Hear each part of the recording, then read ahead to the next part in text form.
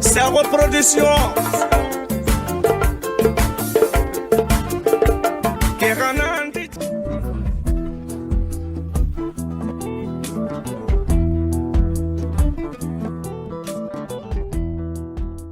Bienvenue dans sa reproduction. Comme vous le voyez, on est à Soumbédioune aujourd'hui, Dakar, au bord de la mer Médina.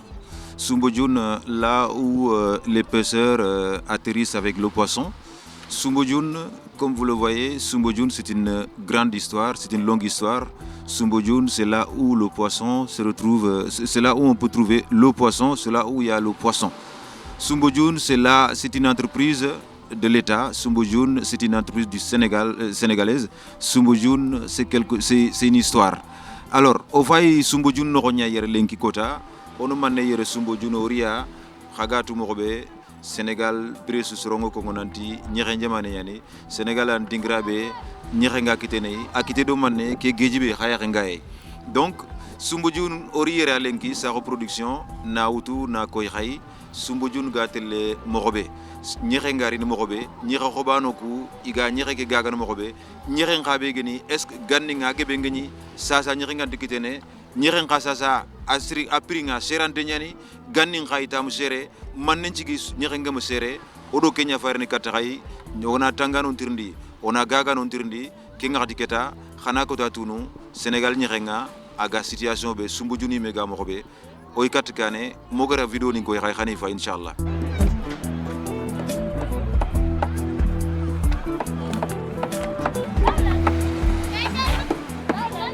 Je viens, oui. Je quitte à Paris, je viens ici. Oui. J'ai des familles ici. Et ça, c'est mes clients, ça fait 3 ans, 4 ans. D'accord. Et chaque fois, je viens. Oui. Mais je n'achète pas dans le supermarché des poissons. D'accord. Je viens ici, ils vont gagner un peu d'argent pour la famille. Pour aider, oui. Pour aider la famille. Oui.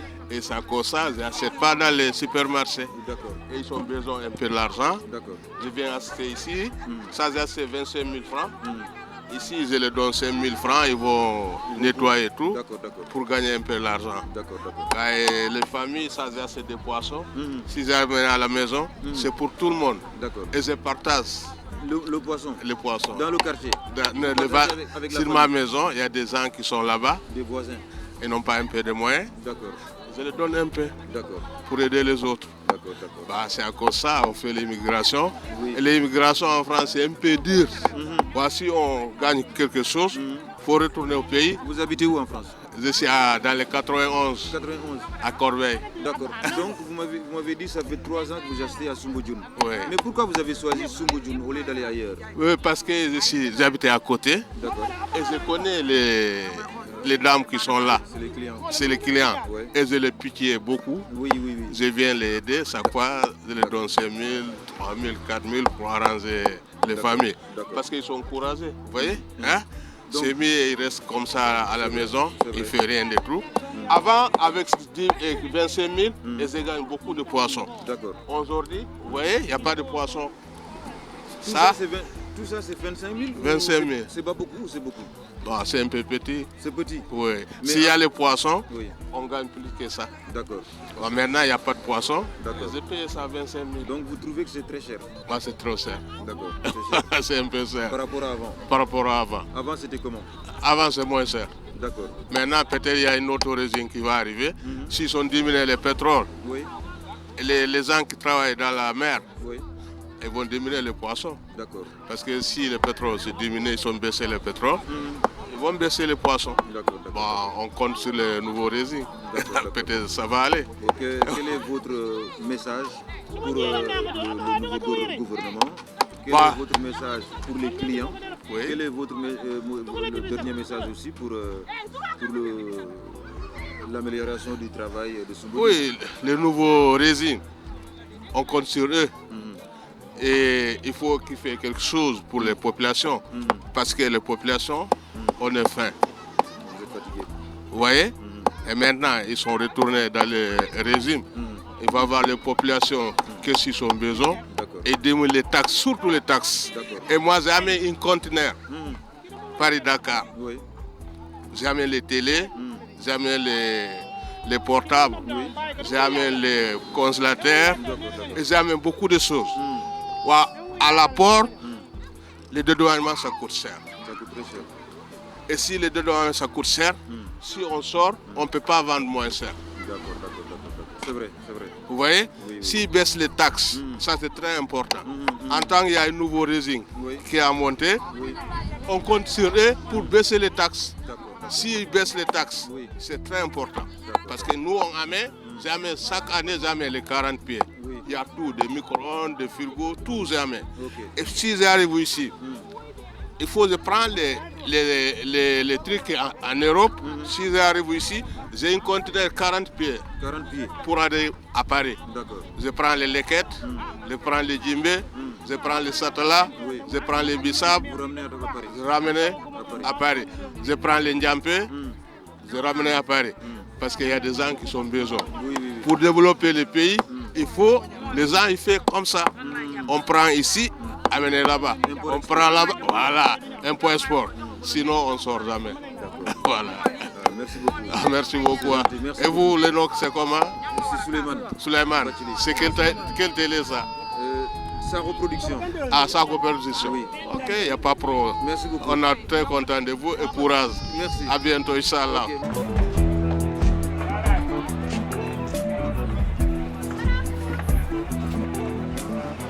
Tur bi ak sant bi. Omar Fall la tudd sant Fall. Fi ngay liggéey Soumbédioune. Fii laay liggéey nag mais waa Saint-Louis la waa Ndar la waa Ndar waaw mais fii laay liggéey moom fii laa nekk Dakar laay liggéey. waaw Soumbédioune moom ni mu demee moom mooy comme ni nga ko gisee nii rek xat na jën amu fi te am na jafe-jafe bu rëy waaw si géej gi itam ak si tefes gi waaw jafe-jafe si géej gi nag moom comme ni nga ko naa waxee rek dafa am yu si gars yi def te bokk si. parce que géej gi fi mu toll nii am na jafe-jafe boo xam ne la jën amatu fi pour nga am jën léegi foog nga wut licence dem si yeneen dëkk pour wuti jën parce que léegi jën Sénégal amatul dara parce que da nga jaay mu jeex. Sénégal amatul jën. amatul jën moom Sénégal amatul jën. lan moo waral. moo ko waral parce que dañ ko jaay état bi daf ko jaay mu jeex waaw dafa jaay mu jeex parce que li Sénégal di produit sax Sénégal mën na ko indi mën na ko liggéey mën na ko indi parce que Sénégal te pêche bi dafa maanaam gaal yi dañu bëri. dama dégg boo si bëggee bool leneen dem jëli ay étranger indi leen ñu nappaat day gën a saturé waaw loo moo tax te étranger ñi sëpp lu dee na mën chinois yi ak chinois yi ak turkiens yi ñoom dañuy yàq dañuy jàpp jën di këpp di yàq parce que jën yu war a màgg duñ ko bàyyi te ñoom bu ndee mbaal duñu bàyyi dara lépp la ñuy ramassé te buñu paree li jël luñu soxla li si ñu këpp waaw. léegi fu mu toll nii bu njëkk ba nan la meloon. bu njëkk macha allah mosoo weesu 20 kilomètres wala 15 kilomètres wala 10 kilomètres yàlla joxul sa wërsëg nga ñëw mais léegi gars yi dañ dem ba 800 kilomètres gars yi dañ maanaam 15 jours sax la gars yi dañ koy am léegi di nga jóge fi tam am 15 jours di dem ba Guinée di fa maar ji waaw di dem ba Libéria di fa maar ji waaw kon xam nga ko anako jën amatul léegi waaw te Libéria ba nga dem te boobu la licence sañ fa nappi foog nga jëm ñaari licence Libéria wala Guinée Bissau soo ngi mën dem nappi te bu la jàppee dañuy nangu seen matériel kon gi Sénégal amul dara mais nag li ko waral mooy boto yi fi nekk boto yi nga xam ne ay Sénégal dañ leen sénégalisé boole ci boto yi nga xam dañ leen sénégalisé biir port bi benn sénégalais day ñëw engagé 50 boto yoo xam ne du si am dara yaa ma dégg da ngay ñëw ñu jox la benn 100 000 200 000 guya ki kon 200 millions nii la léegi sénégalisé ko bu ko defee ñu nga am si 10% li see des si yoon nekku si waaw bu ko defee léegi yow si 10% ngay lor ay millions de doomu aadama yaa ma dégg yow nga ay lor doomu aadama yow nga teet yow kenn ñu si des di loru. mais est-ce que ci biir loolu yëpp état bi yëg na ko. ah état bi mën na ko yëg mën na ko bañ yëg parce que état bi fi nekkoon moom. xam naa état bi naka la ko yëgee tant que yéen mool yi bu fekkente ne defu leen réclamation. réclamation ko yàgg na ko def parce que ay kuréel yu bëri nga fi yu mel ni INAPAS kaas nañ ba tey fu nekk wax na nga fa même ministre de la pêche bi daaw leen recevoir. CAPS la xam CAPS te CAPS ñoom ñooy kuréel bi nga xam ne boo ñu Sénégal ñoo ko fi indi parce que ñoom loolu mooy seen intérêt kuréel bu ndaw la si Sénégal. mais jafe-jafe yooyu depuis kañ la commencé. ah jafe-jafe yooyu moom xam naa depuis avant maanaam 2012 ba léegi si la gën a métti daal am na jamono yoo xam sax métti woon na 2005 2007 yooyu xaw na métti mais 2012 la gën a métti parce que si liggéey gën si tëri si ay boto xam nga su ma comprendre li nga expliqué ça veut dire gouvernement Macky Sall depuis bu toogee ba 2024 benn jafe-jafe yi moo nekk di continuer. moo nekk di continuer parce que turquien yi yaabooy fu nekk la koy jëlee xam nga léegi ñoom doon yor matériel yoo xam ne yaay bu gisilee ay sondoo lay tag maanaam matériel boo xam ne fu jëm nekk da ngay xam ni la bëgg maa dañ koy mbaale léegi Sénégal ñëpp xam ne léegi yaawee amatu fi rawatina yaawee mbërëg wax jeex na te yaay booy moom yaakaar naa ni parce que bu dee jën yi moo lay dunde mais amatu fi ñel benn lu ko waral parce que bote yi yekay mbaal la xam nga pêche artisanale bi rëy na dafa rëy maanaam li commencé Ndar ba Cap Skirring dafa rëy te macha allah gaal yi doonu bare macha allah dëgg te xam naa loolu rek bu duggee si géej dañu sëtëree wax ma laak nga bëgg si dool leneen kon moo tax fi mu toll nii mooy jafe-jafe yi am ci napp. mais gouvernement bu bees bi depuis mu toogee ba léegi est-ce que ñoom ñëw nañu fii ndax waxtaan ngeen ak gouvernement bu bees bi. non parce que ñun dafa am ñoo xam ñoo leen délégué ñuy dox te ñoo ngi koy dox ñu mel ne comme place ñoom Père Mbour ak ñeneen ak ñoom Maaka ak ñeneen ñoo ngi koy dox parce que tamit ministre bi recevoir na leen ñuy waxtaan ak moom mais nag mbir moom doy xëy sotti foog def nànk-nànk mais tamit gars yi fi mu toll foog dugg biir port audit biir port jafe-jafe fa nekk yëpp ñu xam ko waaw loolu mooy premier parce que lépp loo yàqu si géej rek mu ngi soxla ko si port waaw mu ngi soxla ko si port parce que ay Sénégalais yi benn Sénégal ñetti Sénégalais di Sénégalais si ay bateau yoo xam ne ay Turquiens wala ay Chinois ngeen di leen Sénégal ñuy mbaal te ñooñu dañuy yàq ñoo si yoon nekk parce que gis nga Chinois yi seen géej dañ ko tëj 30 ans duñ ko napp parce que doon yàq waaw kon léegi bu ñu ñëwee Sénégal tamit c'est la même chose noonu lañ dañuy yàq. léegi lan mooy sa message. sa message daal mooy ak nu mënta mel géej gi moom mënu ñàkk bateau mais bateau yi dañ leen war a wàññi dafa am genre bateau yooyu nag wartul nekk si biir géej ci géej gi parce que dañuy yàq parce que géej gi léegi jën dafa war am kër te ñoom maanaam ba bateau yi matériel yor léegi dañuy fekk taax mi toj ko du dëgg te yooyu yëpp dañ ko war éviter ñi koy jëfandoo yu mel noonu ñu éliminer leen si ak ñi nga xam ne yaaw bi dañ koy jaay ñu éliminer ko ak waxandoo rek yeneen yëpp dañ la war a éliminer yëpp parce que yooyu yëpp njëriñ la si Sénégal ñoom ñi ko soxla ñun fi la war a jege su doomu Sénégal di ko exporter di ko yóbbu moo gën ñoom ñi ko jël parce que bateau yi léegi dana am fexe boo xam ne am na bateau yoo xam ne day nekk si biir géej gi demel comme genre courrier dama dégg day commencé mën a commencé Saint-Louis ba Cap Skirring fu bateau nekk di mbaal mën na fa ñëw jël si jën yóbbu ko Europe te du ñëw Sénégal loolu yëpp gars yi na si war a xel te géej gi da ko war a superviser da nga ko war a garder bu baax navire dafa dugg si chaque jour di garder géej gi yaa ma dégg ñi si valable ñu xam ko ñu si valable ñu xam ko waaw loolu yëpp message bi mu laa leen wax yaa ma dégg géej gi moom dafa war toujours di garder géej gi waaw di garder géej gi loolu mooy yoon géej gi moom boo gardewulee day mel comme yéen dëkk yi den ba jeex tàkk te sa doom boobaa Sénégal fi mu toll appel waaye li cëpp dafa féete si wàllu pêche bi dafa bëri macha allah ñi si dund dafa bëri te ñi si yaakaar di dafa bëri te xoolal marché bi xoolal waaskat yi ñii ñoo ngi dëkk ba maanaam ñii ñoo ngi dëkk ba Fuuta ñi dëkk feneen ñëw fi di waas di am dara tu la ko war a géejee nga tax bu jën amul woon kenn du waas yaa ma dégg am ñoo xam ñoo ngi dëkk ba caaree faneen feneen ñëw di jënd si jën yaa ma dégg pour yóbbu di jaayaat kon bu doxaloon du am dara am ñoo xam dañu ñëw fi ñu wetti gaal pour am dara pour yóbbu seen kër bu loon loolu duñ ko am moo tam day dem ba ñëpp ñëw am ñoo xam dañ leen war a may si li ñuy am bu nu amulee du nu may kenn bu la amulee tam daru sotti kon doonu góorgóorlu gardé suñu géej gi waaw géej gi naka a gardé ku si amul licence ku si valable ak ñi nga xam ne day yàq géej gi ñu éliminer leen loolu laa doon asalaamaaleykum. merci beaucoup. patron baa ngi nii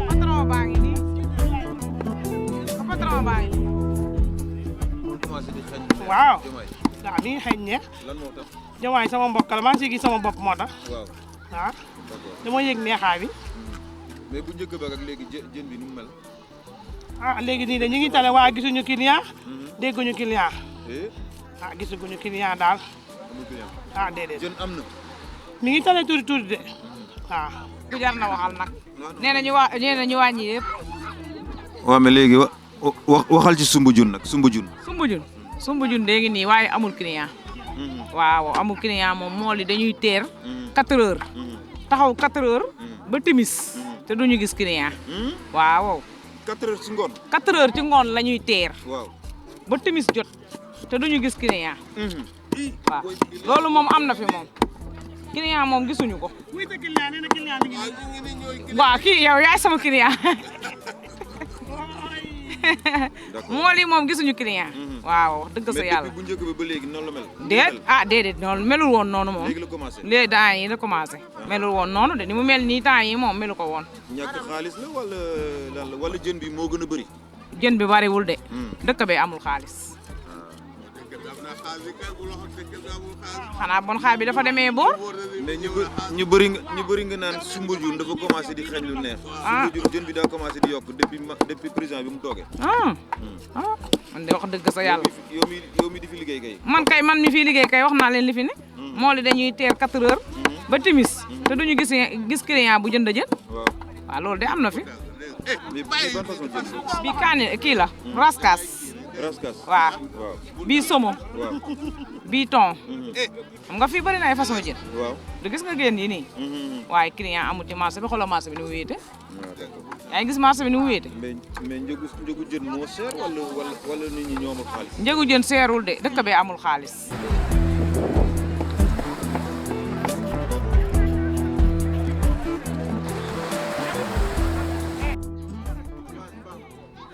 salaamaaleykum. maaleykum salaam. na ngeen def. ñoo ngi fi rek. tur bi ak sant bi. tur yi Awa Fall laa tudd. Awa Fall. waaw wala Awa Laay. dëkk fii ci Médina rue 31 angle 2 biche. angle 18. angle 2 biche. angle 2. waaw. ñaata at yaa ngi liggéey Soumbédioune. mu ne maa ngi dugg sama juróom benn fukki at ëpp na ko sax. maa ngi wóor na yàlla maa ngi liggéey fii. te mënoo fee liggéey ba am fi dara. géeju tey gii rek mën na leen wan li nekk si géej gi. liggéey bi baaxul. yoruñu xaalis bu ñu liggéeyee dañuy faraatu rek. boo amee sa 5000 wala sa 10 000 nga ñëw faraatu. boo sa amee sa ñaar téeméer wala sa 1500 baax na nga xëy dépp suba dépense oo ñun bu ñu sañoon dañ ñuy jàppale ci financé yi ñu am lu ñu mën a jàpp pour liggéey mais ni mu mel nii rek boo ko xoolee nga xam ne liggéey bi baaxul dara baaxul yaa ngi toog di jaay yaa ngi gis ñu nekk fële ñu nekk fële ñu ngi gis ñu nekk fii kon suñu liggéey baaxul mool yi amuñu jën gaal yi amuñu jën amuñu dara noonu la ñuy demee ñëw jàpp benn kees wala ñaari kees nga ñëw jaay ko prix bu bon boobu liggéey taxul ñuy wax bu ñuy liggéey kay. yow pour mu dox ak mu baax lan nga soxla. ñun ku ñu jàppale ñun jigéen ñi. ndax jigéen dafa sonn. bu ñu jàppale ñun ñun ñuy liggéey. financé ñu am lu ñu mën a liggéeyee. dina baax torop loolu la ñu bëgg. di ñaan yàlla tamit suñu gouvernement bu bees bi ñu dugg ak président bi nga xam ne moo fi nekk. yàlla jàppale ka ba mu mën ñoo jàppale ñun ñu mën a liggéey ñun ñëpp loolu lañ si am waaw. loolu daal moom loolu bëgg bu ñu ko amee tam baax na loolu lañ bëgg. jën yi yan façon jën la. jënu lakk la. jënu lakk. waaw. jënu lakk mooy lan. bii. naawaan la tudd bii ndor la. waaw. bii kilo ñaata la. bii kilo bi 3500. saam bi. saam bi waxaale rek ba jubóo la ñun moom la ñu noonu la ñuy def bu ñu waxaale bu jubóo rek bu ñu jubóo ñu jaay la. mais à peu près saam ñaata la à peu près. saam bi mën na jar 3000. waaw. waaw lii tam mën na jar 2000. d'accord. bu dee yeneen jën yi tamit dañuy waxaal rek bu jubóo am na ñuy peese am na ñu peese. yow mi di fi liggéey depuis juróom fukki at bu njëkk ba. waaw boo xalaatee bu njëkk ba ak jën nu muy bëri woon Sénégal am yàbbooy am lu ne léegi buñ bëggee yàbbooy sax duñ ko am. loolu day nag différence bi bari na trop parce que bu njëkk ba gaalu maare yi dañ doon teer fii buñ fi teeree di nga am jën boo xëyee suba yóbbu marché boobu tam marché bi kenn toxalagu ko yóbbu ko Pikine boo xëyee boo jëndee jën boo tegee di nga ko jaay mais depuis marché bi toxu ba léegi ñun suñu liggéey baaxatul ñun noonu lañ doon liggéeyee ñun xamuñu woon ay lal ni pour ñun suñu génération laa wax de dañ daan xëy ñëw si gaalu maare yi gaal yi yebbi ñu jënd yóbbu marché te marché baa ngi woon fii lañ doon jaayee yëpp fii lañ ko doon jaayee marché bi dañ ko toj léegi marché bi léegi dañ ko toxal yóbbu ko marché fële poisson waaw buñ ko yóbbu foofu ba léegi nag ñun suñu liggéey baaxatul ndax da ngay jënd dañoo toog fii di jaay jën bi ngay jënd xëy na mu yomb xëy na du yomb doo ko mën a liggéey loolu mooy problème bi. xanaa yéen ñi fi toog nii yéen nii di yor ay table da ngeen ko loué da ngeen koy fay wala. table yii ñu yor nii. waaw loué ñu ko waaye ki ñu koy wàcceel. dañ koy fay. kii koy yéegalaat dañ koy fay. loolu mooy suñu liggéey ñun. waaw kon fii moom amul place bi maa ko moom. amul place bi maa ko moom amul fi maa ko moom boo ñëwee daal sa table nga teg nga lal. ki la ko wàcceel nga fay ka. ki la koy yéegalal da nga koy fay. loolu moom la ñuy liggéeyee fii waaw. donc. ñun daal ndimbal la ñuy ñaan ku ñu mën a jàppale ba suñu liggéey bu ñu mën a liggéey bu baax. mën a jënd jën yu baax dinañu gënal moo ñu gënal loolu daal loolu la ñu bëgg ñun ñëpp. ñun ñi di liggéey fii. léegi lan mooy sa message ci gouvernement bu bees bi. gouvernement bu bees bi xanaa ñaanal ko yàlla rek yàlla jàppale ko comme ça que moom xale la daf siy doog a dugg. yàlla na ko suñu borom ba jàppale. ba mu mën ñoo jàppale ñun ñëpp. waaw loolu la ñuy ñaan si moom yàlla saxal ko fa mu yàgg fa. waaw ubbil ko fa buntu xéewal. defal ko jàmm defal ko ak salaam ak mboole mu jullit mu fa nekk waaw.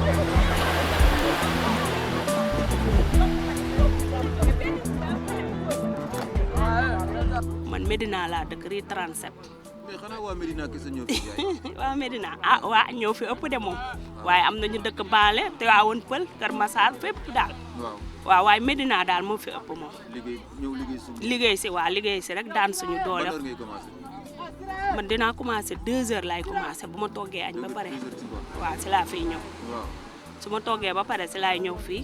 commencé di liggéey di foraatu ba heure lal jot ma lal. toog xaar. ban heure la ñuy laal amul laali heure bi moom amul laali xam nga rek da ngay far comme da ngay wut xamoo kañ ngay am.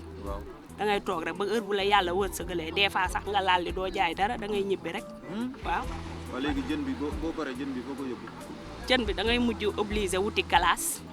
dem usine ba jënd glace pour nga mën a glacer su dul loolu day yàqu bu subaa nga mun ko lalaat jaayaat. foo koy jaay fii nga koy indi wala ci koñ bi. déedéet fii rek nga koy jaayee parce que des fois boo demee si koñ bi jaayi ci koñ bi dafa metti parce que des fois boo demee si koñ bi mun nañ ko jël duñ la fay. waaw da ngay des fois da ngay dem si koñ ji joxe tey nga dem dóor dàq bi affaire yooyu léegi nag da ngay préféré toog fii rek loo am rek xam ne lii la yàlla may. mais ça fait ñaata at ngay liggéey fii. man ça fait 20 ans yàgg na de. ma xàmmali ko ba léegi daal fii laay daanee sama doole. juróom fukki at. waaw am na maanaam dama la jox exemple dama à peu près rek. 20 ans. dama ko à peu près waaye xam naa ne ëpp na lool parce que ba ma xàmmali ko ba xaw a dëgër ba léegi fii mooy sama jëmukaay. mais 20 ans yow xale nga woon. ah. il y a 20 ans xale bu ndaw. man waaw moo tax ma ne la yàgg na moo tax ma ne la ba ma xàmmali ko ba léegi maa ngi liggéey fii. si sa yaay nga ko jëlee wala si kat.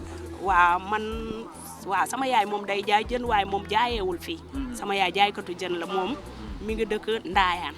waaw bi ma ñëwee fii nag boo xamali ko tuuti comme tàmm naa rimoor bi ak yooyu ma ne xaaral rek ma jéem a xool lu may faraatu si laa jëlaat yoon bi rek ma jaay. mais bu njëkk ba ak léegi il y a 20 ans ak léegi est-ce que benn jaay jën. non du benn. ak am jën. du benn du baax. du benn de xaajul sax benn bu njëkk jën dafa amoon yomboon na.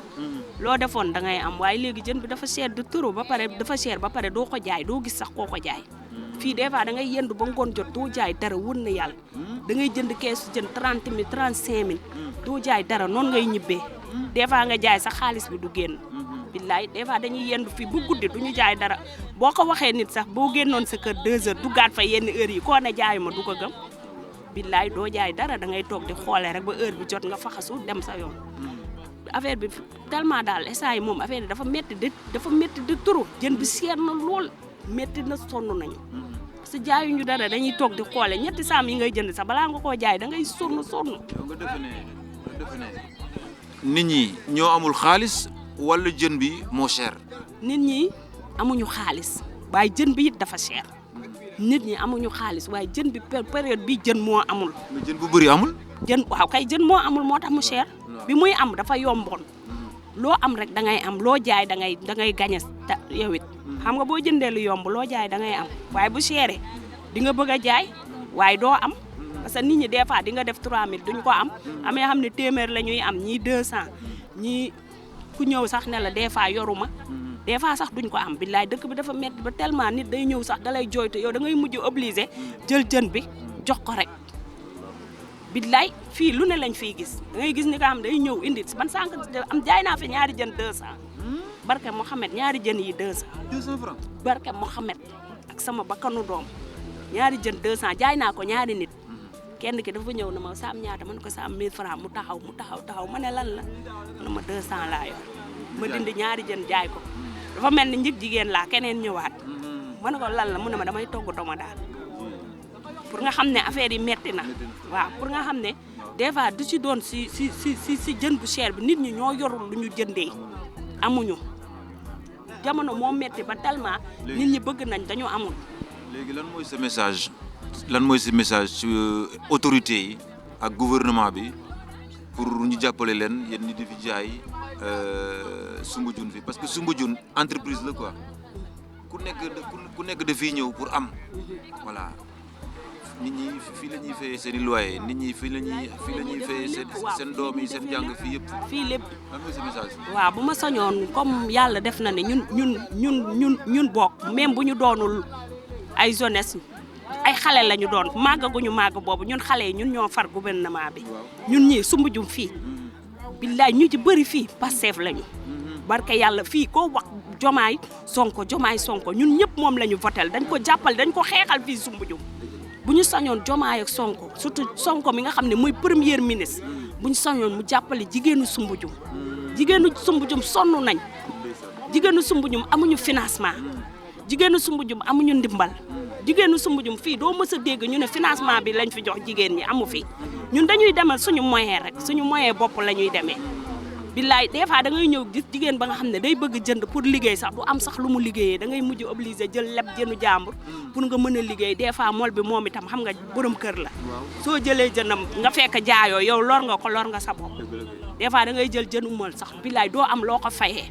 da ngay obligé di dóor dàqeeg moom wala nga yennu sa paan wëri si biir àll bi su jaree nga doog a ñëw fay mool bi loolu yëpp yànq moyen la bu ñu sañoon surtout président Diomaye suñu sañoon mu jàppale jigéenu Soumbédioune bu baax financement yi même bu dee day jël benn somme mu financé ñu ko ñu liggéey fii financement la ñu amuñu financement amuñu ku ñu jàppale doo mës a dégg ñu ne Soumbédioune jagleel nañu jigéen ñi lii wala Soumbédioune bokk si financement yi may dégg Soumbédioune mësula am financement bu ñu sañoon ñu jàppale ñu rek si nguur gu bees bi ñu jàppale jigéenu Soumbédioune bu baax ñu mën a liggéey bëgg nañu liggéey dañu amul moyen amuñu financement amuñu dara fii dara doo mës a dégg ne dara dugg na fi amul aide amul dara fii dañuy demal suñu moyen bopp la ñuy demee des fois da ngay gis borom kër ga bu nga xam ne njaboot la mu yor ay doomam añ reer ndékki yëpp nga ñëw ba fii doo liggéey dara noonu ngay demee ñibbi soo ñibbee sa doom yaa ngi toog di la xaar affaire bu garaaw barka yàlla buñ la koy wax sa doo ko gëm.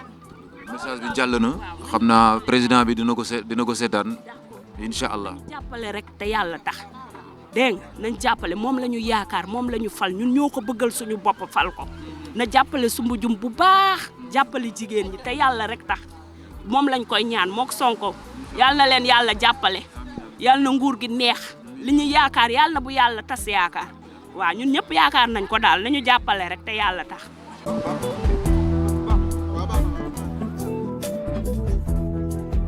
Mais pratiquement tous les travailleurs de Soumbédioune sont tous de la Médina.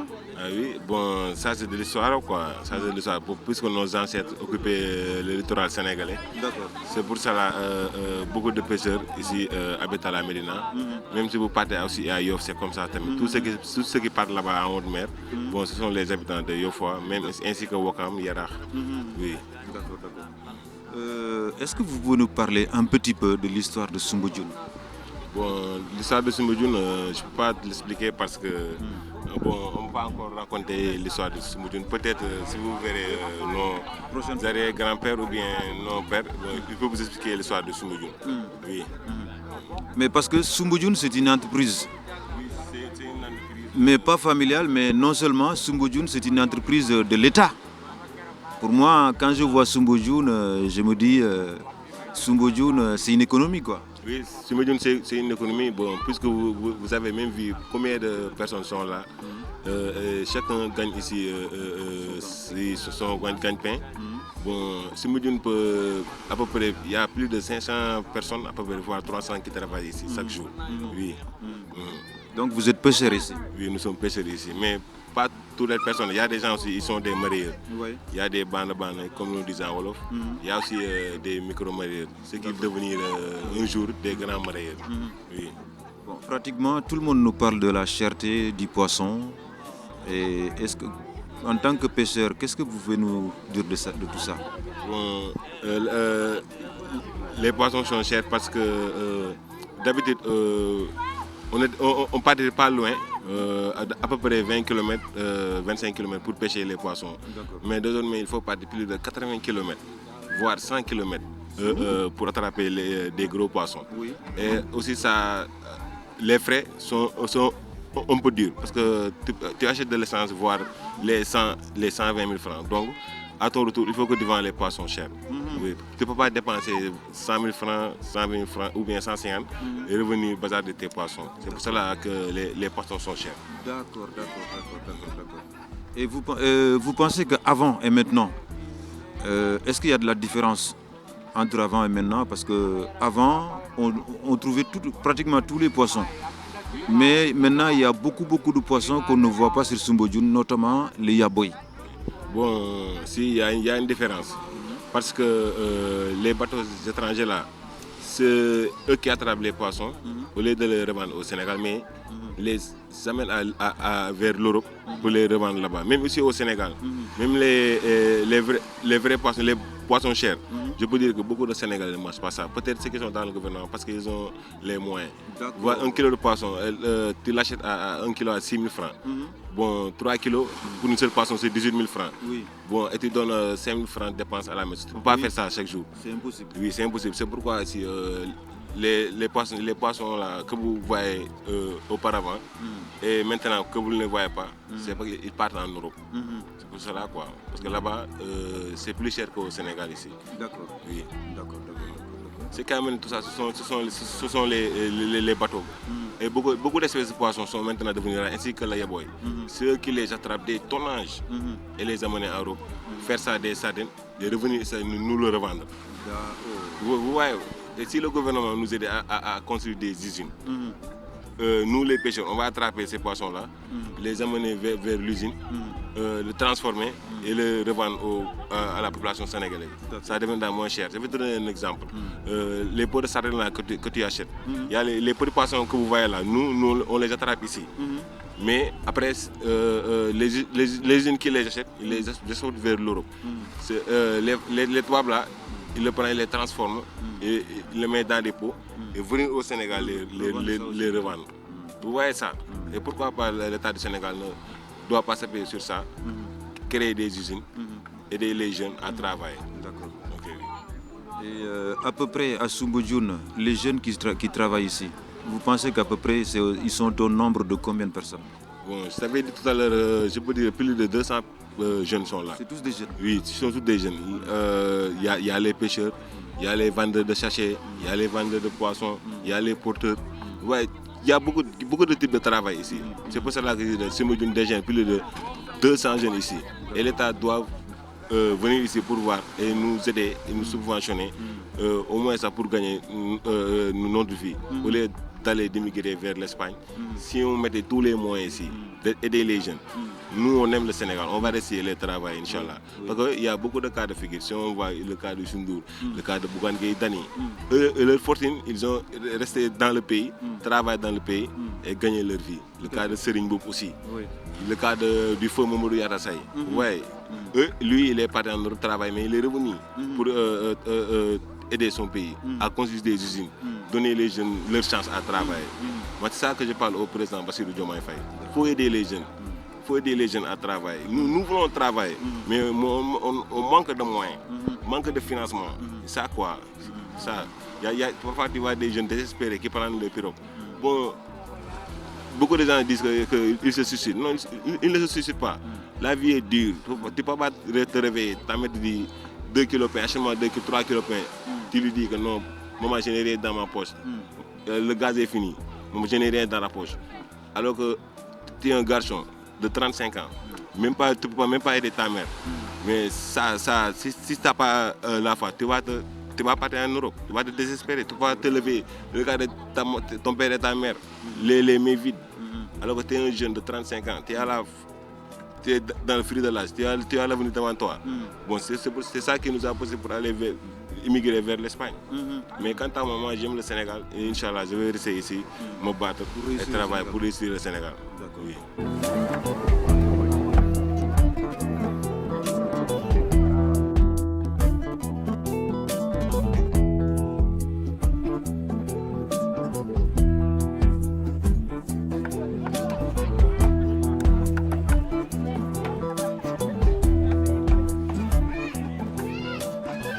Voilà, merci beaucoup, chers téléspectateurs. Vous avez bien regardé notre reportage. Nous remercions tout le monde. Nous remercions spécialement notre caméraman, M. Dia. Et je remercie aussi tous les pêcheurs de Soumbodjoune. Nous remercions les femmes, les mareyeurs. On remercie tout le monde, la jeunesse de Soumbodjoune, les travailleurs. Merci beaucoup à tout Soumbodjoune. Merci beaucoup. Et Khagar Fam Mogobe, Ado Khagar Fay Mogobe, Oger reportage Keberti Katray, sa reproduction Ronga, Komor Koranga Bresou, Oti sa reproduction, Odo Kebegarni Katray, Kenya, actualité nga Mogobe, Sénégal Noronga, gouvernement Kurumba Nyantaru, gouvernement Kurumba Getaru, Serondoko iti, Nyere Ngarni, à Sankou Sénégal. Kha gouvernement Kurumba Getaru, Ado Lenginara, Nyere Nyambogu, Nyere Mbogu Sénégal, Intetu Aïm Agirrebe Ime.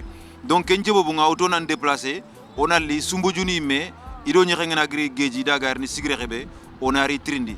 Trindi ne ki afaga Nyalenke, Ogo Jofe Soumbodjouni Imere, Ogo Jofe, Odo Harori, Odo Kubeni Germe Wori, Gagano, Khirsogoro Benigare, Kubeniga Soumbodjouni, Yageli Tandu Messine, Yagarube Gagane, Geli Tangaresine, Yagori Tanakatesine, Golnyang Soumbodjoun, Mahambanu Beniga Golnyang, Yakanu Beniga Golnyang Soumbodjoun, Nyereka Kiten Mokobe, Prininga Gaga, Pringa Kebei, Ganning a gagné Kiten Mokobaro Sasa, Harfon Nefa Soumbodjoun Ribarenga, Kenta Fananya Soumbodjoun reportage, mais reportage ni Goboni Tanay Falir, Ogarni, Debri, Soumbodjoun Ribarenga, Geji Laché, Sénégal Tar et Dakar. Sa reproduction, Oirasouti Gano Mana, Inch'Allah, prochaine fois, dans une autre émission. Merci beaucoup à tous.